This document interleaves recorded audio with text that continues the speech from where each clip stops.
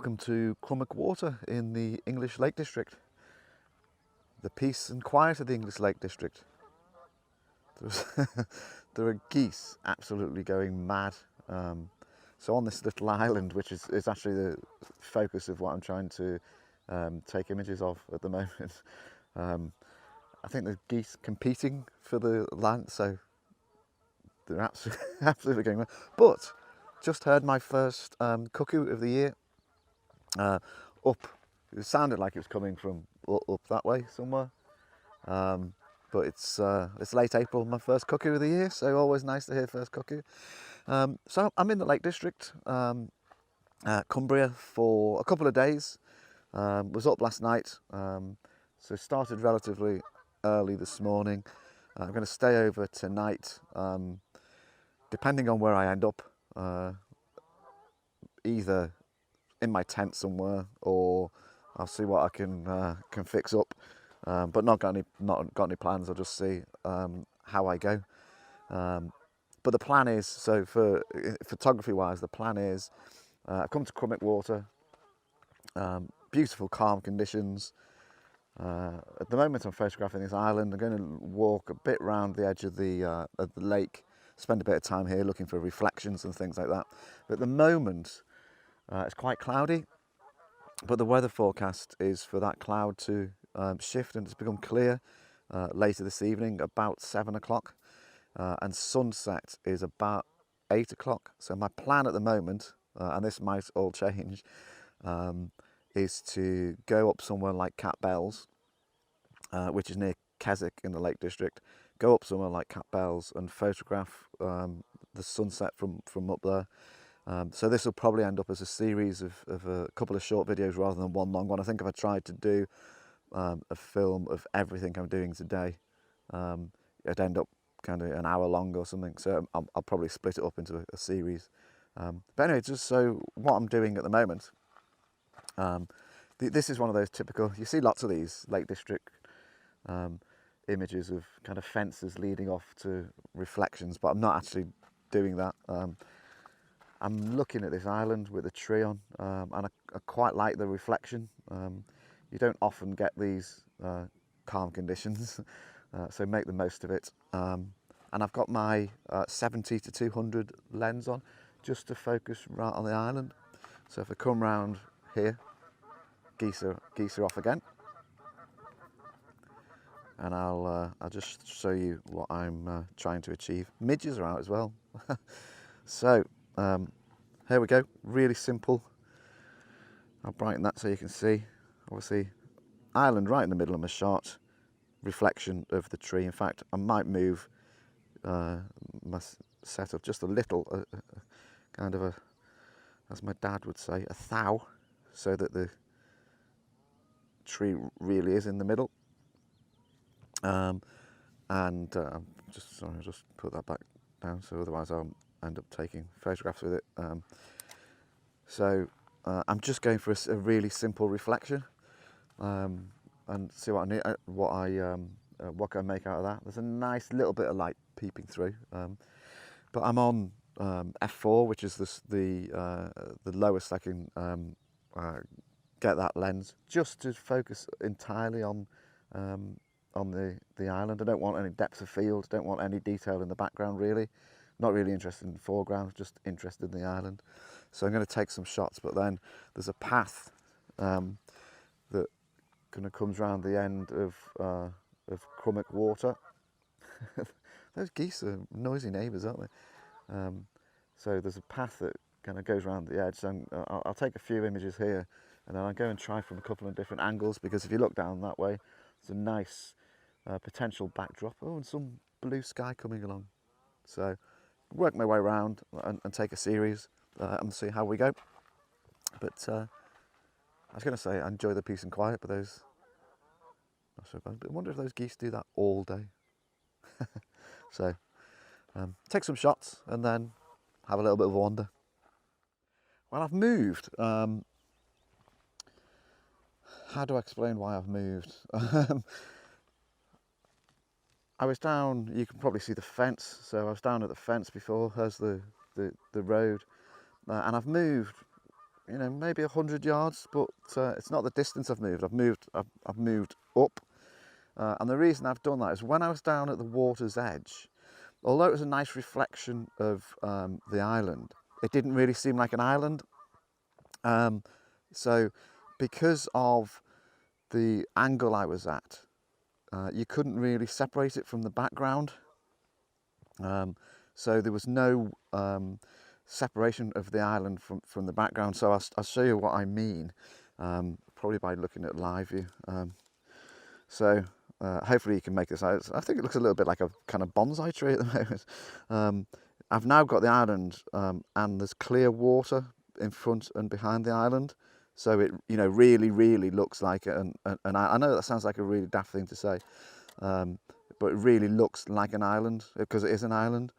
But when I was down there, because it was so, I don't know why, because I was so low down, looking across the island, you couldn't really see the water behind, and I really wanted the sense of it kind of being isolated from its landscape. So I just thought I'd move up here. So I'm only about maybe 100 yards away, but I've come up, so I'm now looking down more. Hopefully that makes sense. And what's happening now is a bit of sun is peeping through and shining on the island. So gone, and you might have seen from that, I'll show you on the oh, I do hope the microphone picks it up. It's a cuckoo just in the background. I really hope the microphone picked it up. But what's happening now, in fact, perfect example, the island is in a bit of sunlight, so I'm underexposing quite significantly. And the reason I'm doing that is while the sun is just shining onto the island, it picks that out. It's not really picking out the water because the mountains in the background aren't in sun, so it's highlighting the island. So this is going to sound really kind of as if I'm up there and backside arty-farty. Not only do you get the water isolating the island, but the sun is isolating, so it's isolated in an island of light. Does that sound really arty-farty? But hopefully you know what I mean. But the sun is coming and going, so I'm going to stay here for a little bit and just hopefully the sun kind of picks out the island a couple more times, because I think the composition then is quite nice. Have a look at what I've got so far. So yeah, quite. I don't know how well you can see that. Wrong way. But yeah, so that I overexposed, but I think that one's quite nice. Looks okay at the moment, but I'll know more. Geese are still at it. You wouldn't want to live next to them, would you? So I'm going to stay here for a little while. Hope for a bit more sun, and then I'll do the wandering I said I'd do. I've walked along the side of the lake a little bit, and you know that old saying, don't look a gift horse in the mouth. Well, I've got one of those situations here, so just show you. So that's the island I was photographing. So I was up there, in fact that's my car over there, I was up on the side of the hill there. That's the island, and I spotted this branch lying here, which is the gift horse. Those Canada geese are been at it the whole time. Look at them.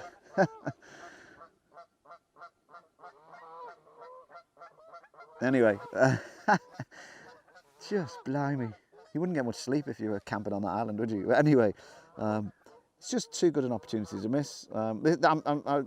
Honestly, this was just lying here. I've not put it here, but it's pointing obviously directly at the island. So I've set up in portrait mode to take some images, just using that as a leading line. It's a kind of perfect opportunity to kind of point the eye at the island.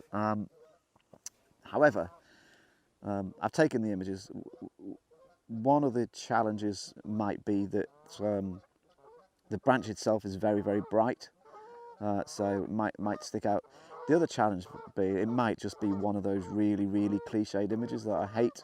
But I've taken a few images, and I'll see how they turn out in processing.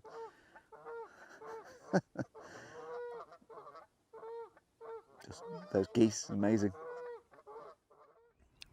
one of the things I've talked about in previous videos is kind of a logbook, which I keep in the car. And here's a perfect example of why I do that.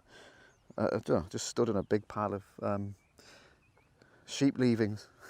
So I was walking, there's the lake down there, and I was just walking across there, and I looked and spotted this tree, which I think is, there's something about isolated trees that are attractive for photography. But at the moment, so it's in a nice position, you get good composition with the mountains in the background, but at the moment the sun's in the wrong place because the sun is up there. So shooting towards the tree with the sun behind, not great. I've taken a test photo, but I can hear a grasshopper warbler. Gosh, it's alive. Anyway, but when the sun is over there of an evening and lighting that tree, it'd be a spectacular shot. So I've taken a test photo, but I'll also, when I get back to the car, I'll make a note of it, because one of those things that you know, you tend to see things and think, oh, I'll come back to that, and then forget about it. But if you write it down and make a note, it's something to come back to. So I might not come back to it on this trip, but I'll make a note, and it's an ever increasing list of things that I've seen, thinking be better at a different time of year, or be better at a different time of day. I'm imagining when that tree's in full leaf and the sun is behind it, it'd be spectacular. So just a tip, you know, if you see things but the time of day is not right, or the time of year is not right, write it down, make a note, and just to remind yourself to come back to it. Yeah, definitely a grasshopper warbler in there somewhere. Yeah, cool. This will probably be the last clip from the side of Crummock Water. See, conditions are quite different from first thing this morning. Lovely fluffy white clouds and blue sky, and I'm just working on a composition. I'll point you at it with these rocks as my foreground interest, and then some nice not foreground, distance interest, looking down towards Lowes Water, which is down in that way. And I've got the sun right behind me, so the sun is literally, I'll turn you around and show you, the sun is literally shining right on my back now. So don't have any filters on. I tell a lie, I have a polarizer on, but I don't have any other filters on, because the scene is nicely lit top to bottom. And what I'm doing, it's just hopefully this works because of the work on the composition. There's a rock, so this rock here I have in my thirds here, so the vertical third is there. Then my other vertical third is kind of the end of the rocks, and then the mountain, and the middle of my image is kind of the just the gap in the valley down there. So I hope that works out as kind of quite a nice image. I'll just drop it down to, sorry, my underexposing, no, actually not underexposing at all. I'm kind of bob on, so there we go. And I see this nice tree I had set up just up here, but I couldn't get the hold of that tree in and then get the composition I liked, so I decided just to miss the tree out completely, because I think having a cut off tree in the image would spoil the image. So I missed it out completely, but it's casting some nice shadows, so hopefully that comes out in the image, the interesting nice shadows. So it's getting to a stage where it's probably getting a little bit too bright. So I'm probably done at Crummock Water, but then I've got another 2 days, well, day and a half, so more films coming up. I told you a bit of a lie, because I said I was probably done for Crummock Water, but I was then crossing that little bridge and I saw kind of the potential of taking a photograph with using the bit of a river as an outflow. but my wellies are back in the car. So, not a pretty sight, I know, but I'm stood in the middle of this little stream with my camera, working on a composition. The water's not that cold. It's actually not that cold. I thought it'd be freezing, but it's not that bad. So a couple of little baby eels, elvers, but I hope there's no leeches in here. But I'm working on a composition. I'll just show you now. Working on a composition using the river as a kind of reflection point. So maybe I just wanted to get kind of my shoes and socks off. But I like the composition. So shoes are over there, feet are in the water. This is definitely, once I've done this, this is definitely it. That's definitely it from Crummock Water. Partly because I can't feel my feet anymore after standing in that stream, river for 10 minutes. But I think I got a decent shot, so it's probably worth it. So that's probably, thinking that's part one of my trip to the Lake District. And I've obviously got to go and spend another half a day or so, maybe another 12 hours, making another film. But it'll be coming up soon after this one, so part two. And as I said earlier, possibly, very possibly, from cat bells at sunset. So I hope you've enjoyed this film. Hope you've enjoyed Crummock Water. Give you a last view. There's that island I was photographing earlier. And thanks for tuning in. And just, I've got a request actually. Lots of people have left comments, and I find them really helpful. So if there's anything you think I could do to improve this channel, let me know. You know, I never claim to be an expert at anything. I'm quite new to this YouTube malarkey.